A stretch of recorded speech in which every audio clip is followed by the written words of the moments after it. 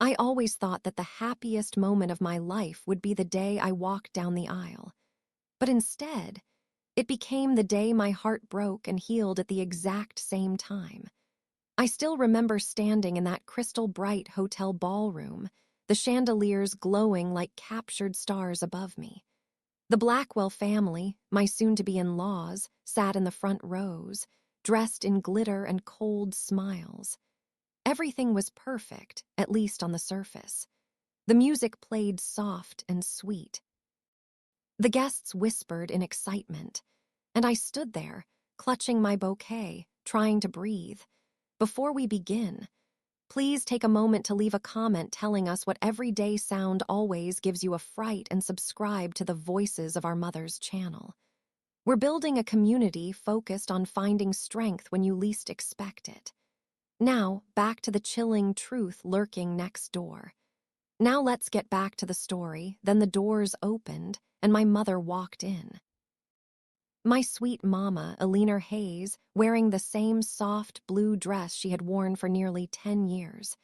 It was faded at the edges, mended at the sleeves, and simple, too simple for a wedding like mine. But it was clean, pressed, and chosen with love. I smiled when I saw her, but the others didn't. I heard it, the chuckles, the whispers, the cruel comments disguised as jokes. Who let her in? She looks like she came from a thrift store. Poor thing, did she walk here? And then Serena, Ethan's sister, leaned toward her mother with a smirk and said loud enough for everyone to hear, "Looks like the farm folks finally arrived." The whole room chuckled, except me. I felt my chest tighten until I could barely breathe. Because Mama, she just lowered her head. She didn't defend herself. She didn't walk out. She simply stood there, small and quiet, like she was used to this kind of treatment. And Ethan, my fiancé, just stood beside me, straightening his cuffs, refusing to say a word. In that moment, a single truth hit me so hard it cracked something inside me. If the man I was about to marry couldn't defend my mother, he would never protect me either. My hands started shaking. My heartbeat roared in my ears. My bouquet slipped from my fingers and hit the floor with a soft thud. Everyone stopped. Everyone stared. And I opened my mouth, not even knowing what would come out, but knowing that whatever I said next would change everything. If you want more emotional stories like this one, don't forget to like this video and subscribe for a new story every week. Most people believe that a wedding begins the moment the doors open and the bride appears. But mine began months earlier, quietly, slowly, in ways small enough to ignore until they were. When I first met Ethan's family, I tried to convince myself that their sharp tones and raised eyebrows were just, well, how rich people acted. The Blackwells lived in a world carved out of money and marble, a world where even the air felt expensive.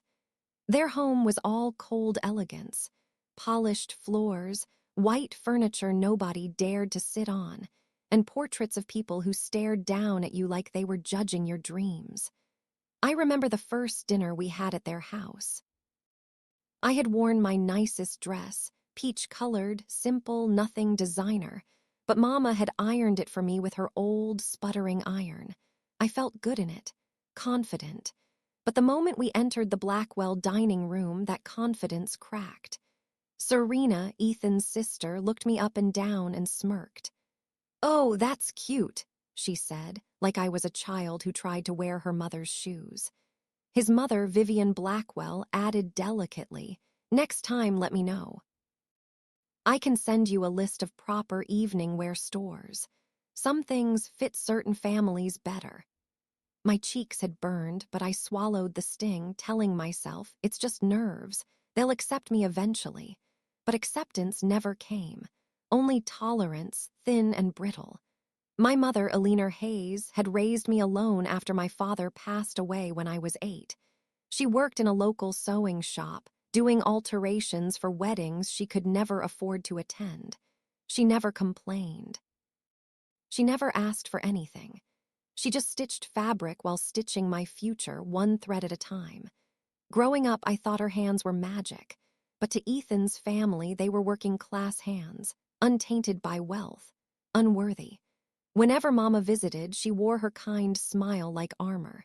She brought homemade pies, jars of preserved lemons, tiny handmade gifts, little tokens of her heart. Vivian would accept them with a tight smile and then whisper to the helper, "Place these somewhere appropriate," which meant somewhere out of sight. Mama never said a word. She would simply tuck her gray hair behind her ear and look around the mansion like she was afraid to touch anything. But I saw it. I saw how her shoulders drooped when she thought I wasn't looking. I asked Ethan once, "Why do they treat her like that?" He shrugged. "They're old-fashioned. They'll warm up. Don't take it personally." But I did, because everything about Mama was personal to me. 2 months before the wedding, we had a small engagement dinner at their private club, chandeliers shaped like raindrops, floors polished like mirrors, waiters floating by like silent ghosts. Vivian lifted her glass, smiling like someone who had practiced the expression. "To new beginnings," she said, "and to helping our dear son elevate everything." Her eyes flicked to me, just for a second, but enough. Serena chimed in, "Yes, it's amazing what a little transformation can do." Transformation. Like I was some project, some charity case they were polishing into something acceptable. I swallowed my anger like burning water. Then the topic shifted to families, and Mama tried to participate. She told a sweet little story, something light, about how I used to sew tiny dresses for my dolls out of leftover fabric from her shop. Everyone politely smiled until Serena whispered loudly, "So she inherited the sewing gene. Makes sense." Ethan chuckled under his breath. And that was the first night something in my chest truly cracked. A week before the wedding, Mama came to my apartment carrying a dress wrapped in soft tissue. Her eyes sparkled with excitement, the same way they sparkled when I got my first school award. "I want you to see what I'll wear," she said shyly. She carefully unwrapped the dress, a soft blue gown with tiny hand-stitched floral patterns. It wasn't fancy, but it was beautiful in the warm, honest way Mama always was. "I made it myself," she whispered. "I hope it's appropriate. I didn't want to embarrass you." Those words, "I didn't want to embarrass you." I grabbed her hands. "Mama, you could never embarrass me." She smiled, relieved. But I didn't know then that this same dress would become the weapon people used against her. 2 days before the wedding, we had a rehearsal dinner. Mama came with her handmade dress folded neatly in a bag, planning to get minor adjustments done. When she excused herself to use the restroom, I overheard Serena and Vivian at the table behind us. "So she really made her own dress," Serena giggled. "How quaint," Vivian replied. "Imagine being so poor that sewing becomes a necessity." "Oh, this wedding will be memorable," Serena smirked.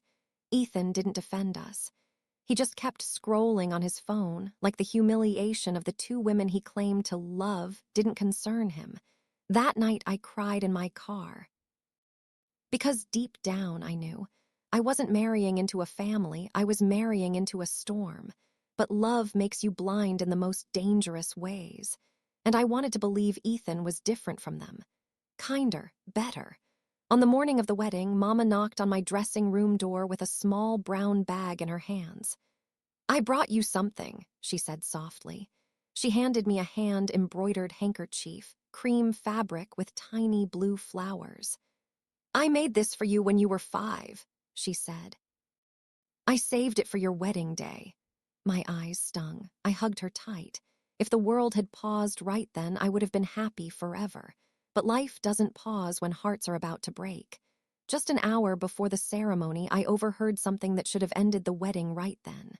Vivian, Serena, and Ethan were talking near the hallway. Serena said, "Can we at least keep her mother away from the front? She looks like a charity case." Vivian replied, "Don't worry. She'll blend into the background." Ethan laughed and said, "It's fine. She doesn't know any better." I froze. They were talking about Mama, my Mama. The woman who had given up everything for me. I felt my stomach twist so painfully I thought I might collapse, but somehow I still walked toward the ceremony. And then, the moment everything changed, you already know how she entered the ballroom. How the whispers began. How the humiliation unfolded like a slow, cruel wave. But what happened after, what happened because of that moment, was something none of them saw coming. Because my mother, the woman they mocked, the woman they dismissed, was someone far more powerful than they ever imagined. And soon, the entire Blackwell family would learn exactly what it meant to underestimate Eleanor Hayes. I always imagined a wedding as a soft, glowing memory, the kind you tuck away gently and revisit with warmth years later. But mine began with whispers. Some started the moment Mama walked through the ballroom doors. Some started long before, and some were directed at me, but let me take you there. To the moment everything began to unravel. The hall was breathtaking, candlelight shimmering against crystal, soft music playing, guests dressed like a magazine spread. But none of it mattered when I saw the look on Ethan's face. He wasn't smiling. Not at me, not at his bride, not even at the promise of a new beginning. He was staring past me at my mother, at her dress, her shoes. Her trembling hands, my heart tightened. Why wasn't he looking at me? Why wasn't he happy? But I swallowed it.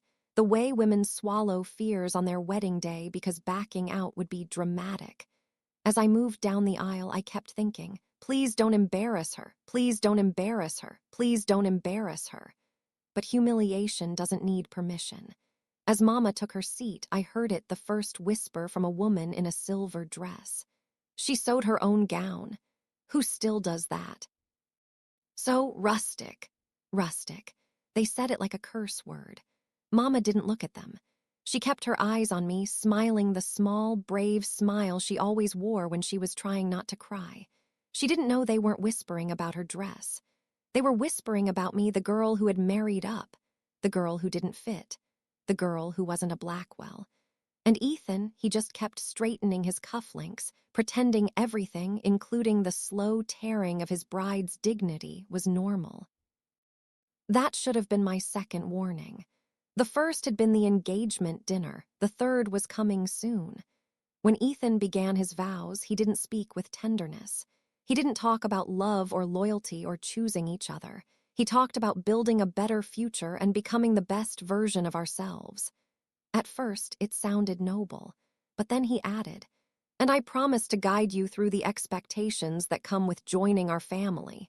Guide me. Expectations. Joining our family. Not loving you. Not cherishing you. Just civilizing me. I should have run, even barefoot, even humiliated. But my mother's hopeful smile kept me rooted. She had waited her whole life to see me walk down an aisle. I couldn't tear that dream from her hands, not yet. After the ceremony, the photographer gathered family for group photos. "Mother of the bride," he called politely. Mama stepped forward, shy, excited, almost glowing. But Vivian placed a hand on his shoulder. "Oh, actually, we're doing the Blackwell family first." "But the bride's mother," the photographer began. "It's fine," Mama whispered, stepping back. "I'll wait." He snapped photos of Ethan's side first, all tall and polished and picture perfect. Then the photographer called, "All right, let's include the bride's mother." Mama stepped forward again, but Serena slipped in front of her, blocking her with a wide smile. "Oh, we should do the siblings next. The light's perfect for us." The photographer hesitated. Mama stepped back again. I felt something inside me twist so painfully it stole my breath. "Serena," I said quietly, "let her stand." Serena blinked innocently. "Oh, I didn't realize she was, well, sure, if you insist." If you insist. As though including my mother in my wedding photos was optional.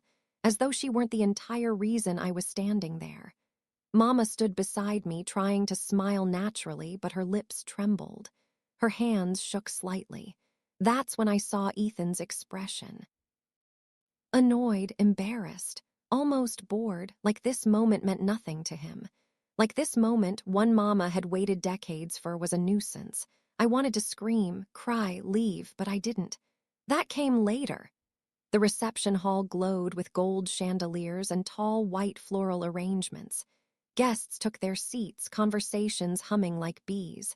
Ethan's family sat proudly at the front table. Mama sat far off to the side, not by mistake, not by oversight, placed. I watched her adjust her dress, her fingers smoothing the fabric nervously. She looked like a schoolgirl on her first day, desperately wanting to belong. When I approached her, her eyes softened with relief.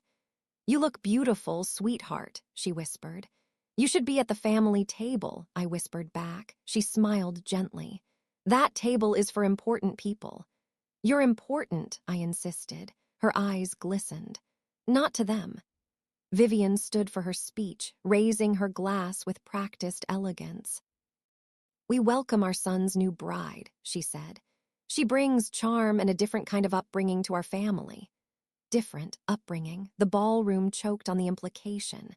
Then she gestured subtly toward Mama. "And we appreciate the effort that Eleanor put into attending today. It must have taken courage." Laughter rippled through the room. Quiet, polite, poisonous, Mama froze, her smile fell, her eyes dropped to her plate. I felt hot tears burn behind my eyes. But the worst part, Ethan chuckled. He chuckled at the humiliation of the woman who made me whole. That was my third warning. Warnings always come in threes.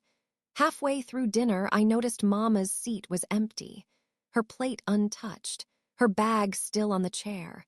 But she was gone. Panic sliced through me. I slipped away from the table, ignoring Serena's raised eyebrows, and searched the hallways, the powder room, the garden courtyard. Nothing. Finally, I found her. Standing alone behind the venue, near the dumpsters, yes, the dumpsters, her shoulders shaking. "Mama," I whispered. She turned quickly, wiping her eyes. "I just needed a little air," she said softly, her voice cracked on the last word. "Mama, what happened?" "Nothing, sweetheart," she tried to smile. "I'm just tired, it's been a long day." But I saw it, her swollen eyes, her trembling hands, her broken posture. Someone had said something. I didn't know what, but I knew who. Ethan's family. His friends, his circle of polished cruelty. Mama wasn't fragile. She had held an entire life together with a needle and thread. But humiliation cuts deeper than loss. It hollows a person quietly. When I returned to the ballroom with Mama, Ethan intercepted us. "There you are," he said sharply. "Where did she go? People noticed." People noticed. Not is she okay? Not is she hurt? Not what happened. Just appearances. "Ethan," I said. She was crying. His jaw tightened. "She's emotional." "It's embarrassing. Could you handle her? This is our wedding." Handle her like she was a child, a burden, an inconvenience. Mama lowered her eyes. "I'm sorry," she whispered, shrinking into herself. And Ethan, my husband of barely 2 hours, sighed like she had ruined his day. That was the moment something inside me snapped. Not fully, not loudly, but like a crack beneath ice, silent, dangerous, inevitable. Just before the cake cutting, I overheard the sentence that sealed everything that came next. A groomsman whispered to Ethan, "Your mother-in-law is something. She doesn't exactly fit the aesthetic." And Ethan replied, laughing, "Don't worry, after today she'll fade into the background." Fade into the background, the woman who sacrificed everything. The woman who raised me with grace, dignity, and love. The woman who hand-stitched my life together. Fade into the background. My heart didn't just break, it sharpened. Right then, I knew I couldn't fix this marriage. But I could fix what they did to her. Revenge isn't always fire. Sometimes it's ice. Cold, precise, silent. After the cake ceremony, Mama tugged my hand gently. "Can we leave soon?" she asked. Her voice was small, smaller than I had ever heard it. "Yes," I said immediately. "We're leaving." "But your wedding, Mama," I whispered. "You're my wedding." Her eyes filled. She squeezed my hand, her fingers cold. And then she said something that haunted me for the rest of the night. "Sweetheart." "I don't think they like me. I tried so hard, but I don't think they like me. My chest burned. She wasn't asking for acceptance. She wasn't asking to be admired. She just wanted to be treated like a human. And still, it was too much for them. I took Mama home in my wedding gown, the train gathered in my arms, both of us sitting in silence. She stared out the window like she was searching for pieces of herself that had blown away. I stared at her reflection in the glass, her gentle profile, her soft eyes, her tired shoulders, and I knew I would never allow anyone to do this to her again. Not Ethan, not his mother, not his sister, not his world. When I walked her to her apartment door, she touched my cheek softly. "Don't be angry," she whispered. "They're your new family." I shook my head. "You're my only family." She smiled, sad and grateful at once. "I love you," she said. "I love you more," I replied, but inside. Another voice whispered, "They will pay for this, every single one of them. Not with violence, not with chaos, but with truth, with consequences, with justice." The morning after the wedding was supposed to feel magical, soft sunlight, warm sheets, two hearts starting a new chapter. Instead, the sun rose on silence. Cold, heavy, unmoving silence. I woke up in the penthouse Ethan and I were meant to share, alone. The other side of the bed was untouched. He never came home.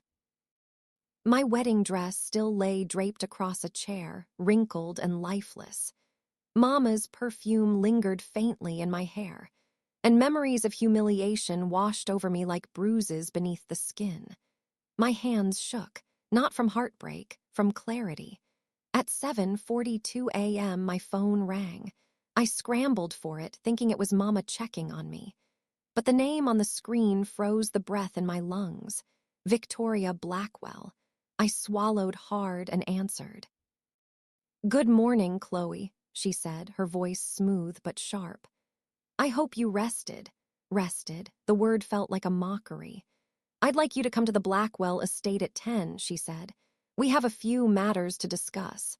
"Matters? Where's Ethan?" I asked quietly, a pause. "He's reflecting," she said. "Yesterday was challenging for him." Challenging for him. My mother was humiliated. I cried behind a hotel dumpster. And Ethan's biggest problem was feeling challenged. "I'll be there," I said. Because something inside me needed to know just how deep their arrogance went. At exactly 10, I stood in the grand foyer of the Blackwell mansion, a place that always smelled like expensive candles and cold expectations. Victoria sat on a white velvet sofa, legs crossed, posture flawless, expression unreadable. Julian read a newspaper as if the world didn't exist around him. Serena scrolled her phone, smirking. Not one of them stood to greet me. Victoria gestured lazily. "Sit." I stayed standing, her eyebrow lifted slightly. It was the most emotion I'd ever seen from her. "Chloe," she began, "I'll be direct. Yesterday was uncomfortable. Your mother caused quite a scene." I blinked once, slow, controlled. "My mother cried alone behind your venue," I said. "She was never a scene. Your family made her one." Serena scoffed. She looked like she wandered out of a thrift store aisle. Julian chuckled under his breath. Victoria folded her hands neatly. "We simply want to ensure future events maintain a certain standard," she said. "We're prepared to provide your mother with resources, clothing, grooming, perhaps even etiquette classes." I stared at her. She was offering to polish the woman who raised me. "I think you misunderstand," I said calmly. "My mother doesn't need fixing." Victoria gave a small, pitying smile. "Oh, darling, everyone needs fixing." The front door opened, and Ethan walked in wearing yesterday's suit, rumpled, tie undone, hair wild like he'd been out all night. Not with work, not with reflection, with avoidance. "Chloe," he said stiffly, "we need to talk." "Yes," I said, "we do," he sighed. "I didn't come home because I felt ambushed. Your mother's behavior was overwhelming." "My mother," my voice trembled, not with sadness, but with righteousness. "She sat quietly at her own daughter's wedding." "She cried," he snapped. "During photos." Because your sister mocked her, I replied. Serena gasped dramatically. Oh, please, she misunderstood. Victoria nodded in agreement. You need to learn not to take things so personally. So personally. The words echoed like a slap. I looked at Ethan, at the man I thought I loved, the man I thought would protect me and my mother from the world's cruelty. I needed you, I whispered, and you laughed at her. For a moment, something flickered in his eyes, guilt maybe. But it vanished quickly. My family is my priority, he said, and if your mother can't blend in, you'll need to help her learn. That was it. The moment everything inside me went quiet, not empty, not numb, quiet like steel being formed, I straightened my shoulders. I'm leaving, I said. Ethan scoffed. Don't be dramatic. Victoria waved her hand. Oh, let her go cool off. Julian didn't even look up, but Serena grinned. She'll come crawling back once she realizes what she's losing. I shook my head slowly.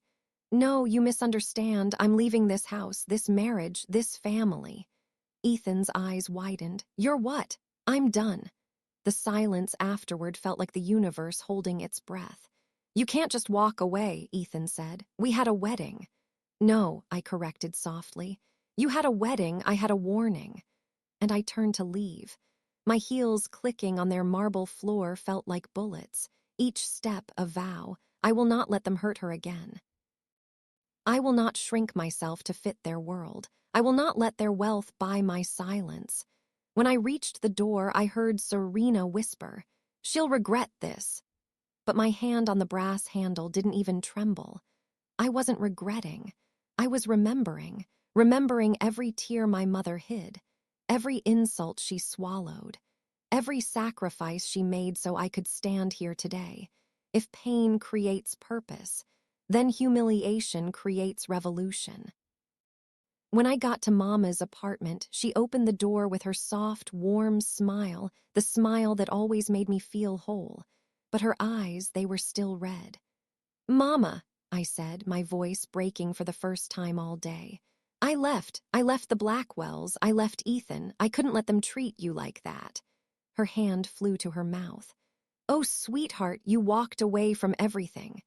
From everything that wasn't worth having, I whispered.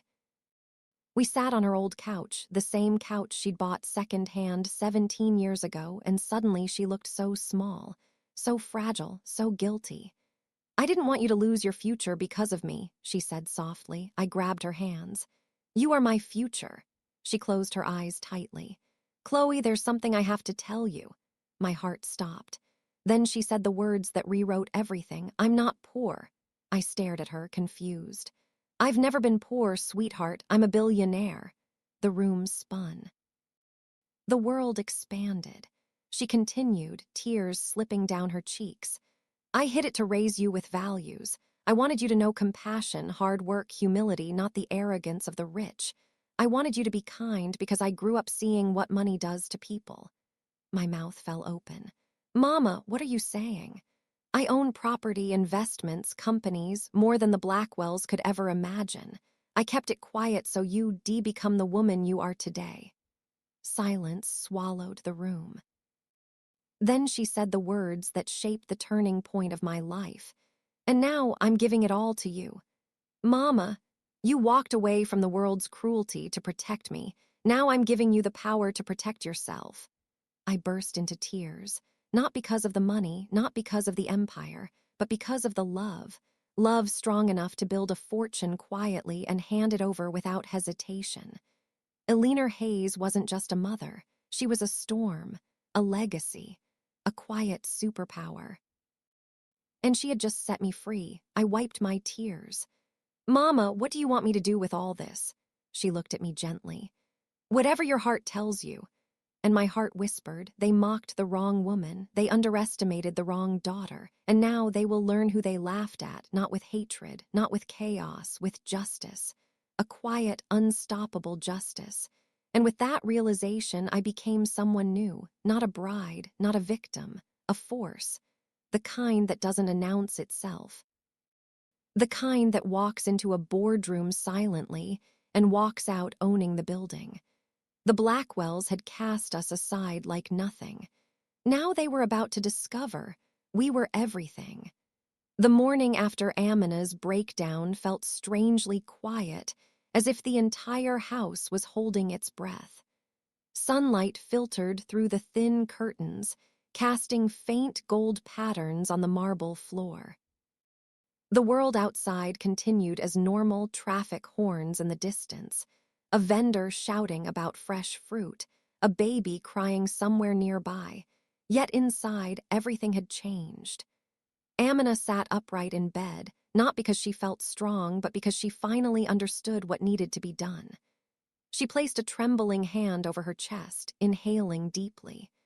There was pain, yes, but below it there was something new, something small, something warm, a resolve.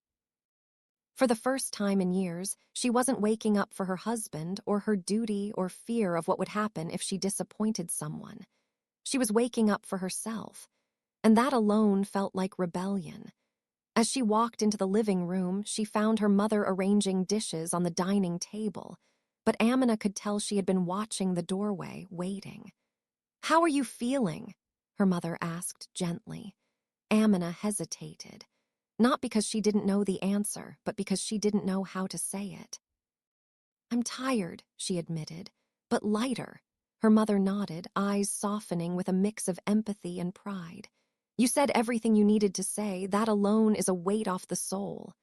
Amina sank into a chair, rubbing her temples. "I don't know what happens next. I don't know where to begin fixing my life." "You don't have to fix your whole life today," her mother replied. "Just clean one corner." Amina exhaled shakily. "And what if I break while trying?" Her mother rested a hand over hers. "Then I'll help you gather the pieces." It was the first time in a long time Amina felt truly held. 2 hours later, Amina's sister, Mariam, rushed into the house holding an envelope. "You need to see this," she said, breathless. Amina's stomach knotted. "What is it?" Mariam handed the letter over. "He sent it." Her husband, the man who abandoned her. The man who made her feel small, unwanted, replaceable. The man whose absence shattered her, yet whose presence used to silence her. With trembling fingers, she opened the envelope. The first line alone was enough to make her heart twist. "I heard everything." Her breath hitched. Everything, the video, the audio, the public humiliation, the truth she never imagined she would ever have the courage to speak. She continued. "I didn't know you felt this way. I didn't know I became someone who hurt you. I'm sorry, Amina, truly." It was shocking. He had never apologized before, ever. Her mother read her expression instantly. "Don't mistake apology for change. Words are easy, accountability isn't." Amina nodded slowly, but her mind was spinning. The letter wasn't just an apology, it was a plea. "Let's talk, give me one chance to make things right." She felt dizzy, as if the ground beneath her had shifted again. "Do you want to see him?" Mariam asked cautiously. Amina didn't answer immediately. She stared at the letter, her heartbeat echoing in her ears. Did she want closure, or did she want a clean break? The truth was, even she didn't know. That evening, as the sky darkened and the call to prayer echoed faintly across the neighborhood, there was a knock at the door. Amina froze. Her mother exchanged a knowing look with her before walking to open it. He stood there, her husband. He looked smaller than she remembered, tired, unshaven, eyes rimmed with guilt. His arrogance was gone. His confidence was gone. His entire presence felt deflated. Amina walked toward him slowly, arms crossed over her chest. "Why are you here?" Swallowed hard. "Because you're right about everything." Amina's chest tightened. He continued, voice breaking for the first time she'd ever heard. "I left because I was angry and stupid and selfish. I thought you'd be waiting for me when I came back. I thought I still had time to fix things. I thought you loved me enough to stay silent." Amina's mother stepped aside but stayed close. Her husband lowered his head. "I didn't think your pain would spill out like this. I didn't think you'd crumble like that. Seeing you in that video, seeing how much I broke you, he pressed a hand against his face. "It destroyed me." Amina felt her throat thicken, but she didn't cry, not anymore. You destroyed me long before any video, she said quietly. He looked up, shame washing over him in a visible wave. Amina, I want to come back. I want to fix it. I want us. She raised a hand sharply. No. The words sliced the air like glass. He froze. Amina's voice trembled, but it didn't waver. You don't get to want us now. You don't get to claim me now. When I needed you, you left me. When I cried, you ignored me. When I begged for you to see me, you turned away. He opened his mouth, but she continued. You didn't love me when I broke quietly. Now that I broke loudly, you finally heard me. Silence. He stepped forward slowly, as if approaching a wounded animal. What do you want me to do? Amina exhaled deeply. I want you to take responsibility, not with promises. With actions. He nodded, understanding more than he let show. I'll do anything. She looked at her mother, who simply gave a subtle, supportive nod, then turned back to him. Then sign the divorce papers. His eyes widened. Amina, no, please. She didn't raise her voice. She didn't scream. She didn't cry. She simply spoke the truth. I am not yours anymore. I am mine. And those words were the most powerful she had ever spoken. The days that followed were a blur of emotions: grief, relief, fear, excitement, pride, loneliness, strength. Amina felt all of them, sometimes all at once, but she kept moving. She went with her mother to meet a lawyer. She filed the papers. She packed her belongings from her old home. Every step was painful yet freeing. One evening, Mariam sat beside her during tea and asked softly, "Do you regret it?" Amina stared at the rising steam from her cup. No, she whispered. I regret staying silent for so long, but not leaving. Her mother placed a reassuring hand on her back. You were never meant to live a small life, she said. Now you can finally breathe. Amina smiled weakly. I don't know what comes next. Her mother responded simply, whatever you choose. Weeks later, the divorce became official. Amina stood outside the courthouse holding the stamped documents. She expected to feel broken, lost, empty, but instead she felt whole. She felt like a woman who survived something that once threatened to consume her. A woman who rebuilt herself piece by piece. A woman who chose herself not out of spite, but out of finally understanding what she deserved. Her mother stood beside her. Mariam joined them. They hugged her tightly, the three women bound together by healing, history, and hope. As they walked away from the courthouse, Amina looked up at the sky. For the first time in years, it looked wide, open, endless. Her new life wasn't perfect. It wasn't fully formed. It wasn't mapped out, but it was hers, and that alone made it beautiful. The wind carried a soft evening chill as Amina stood on the rooftop, watching the sun disappear behind the clustered buildings of the city. The sky shifted from orange to lilac, and she wrapped her shawl around herself, the fabric brushing her cheek like a familiar comfort. For the first time in her life, she wasn't afraid of the night. She wasn't afraid of silence. She wasn't afraid of herself. There was a peace inside her now, fragile, growing, but undeniably real. Behind her, the rooftop door creaked open. Her mother stepped out with 2 cups of chai. You didn't think I'd let you finish your day without this, did you? She teased lightly. Amina laughed softly, accepting the warm cup. You always know. Her mother sat beside her, legs swinging slightly over the ledge. You're quieter today, Amina nodded. I'm thinking. About him. Not anymore. She exhaled, watching the sky darken. I'm thinking about me. Her mother smiled, a quiet pride glimmering in her eyes. Then you're finally living. Amina sipped her chai and let the warmth seep into her bones. It struck her then how much of her life she had spent shrinking, trying to be agreeable, trying to be soft enough to love but hard enough to endure, trying to be perfect, patient, polite, trying to be everything except honest with herself. She placed the cup beside her and spoke into the evening air. I thought losing my marriage meant losing my worth, she admitted. But now I see that staying in something that hurts you is the real loss. Her mother nodded thoughtfully. The world teaches women to hold broken things together, No one teaches them they're allowed to put broken things down. Amina's breath hitched. Yes, she whispered. That's exactly it. She felt tears gather, not of sorrow, but of release. In trying to save a marriage, she said, I forgot to save myself. And now? Her mother asked gently. Amina smiled at the darkening horizon.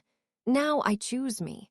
Later that week, Amina visited the small community center near her mother's home. Once she used to pass it without a second glance, too busy, too tired, too consumed. But now she stepped inside with curiosity buzzing under her skin. Children's laughter echoed through the halls. Women chatted. Someone played soft music in a corner. Life breathed in every corner of the building. A volunteer approached her. Salam, are you here for the literacy program sign up? Amina blinked in surprise. No, I mean I wasn't planning to, but he smiled kindly. You're welcome to join us. Most of our volunteers start without planning to.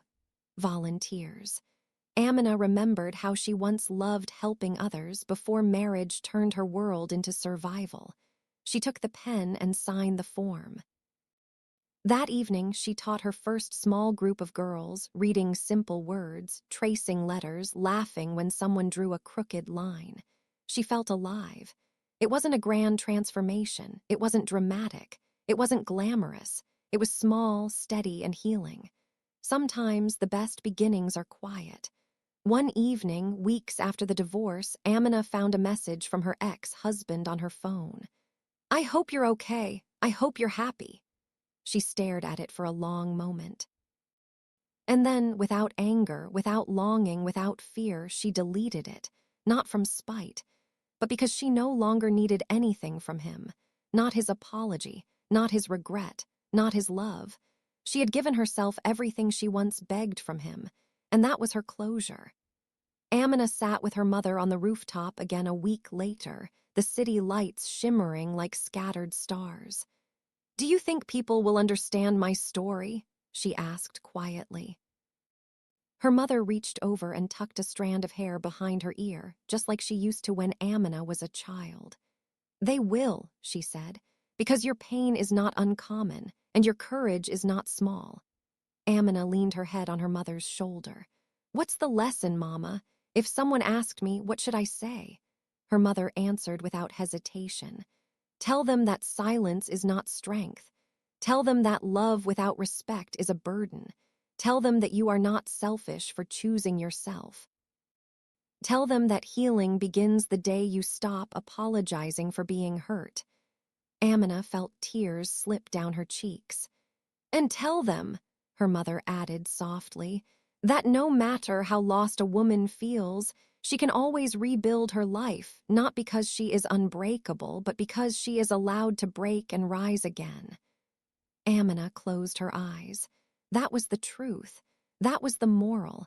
That was her story.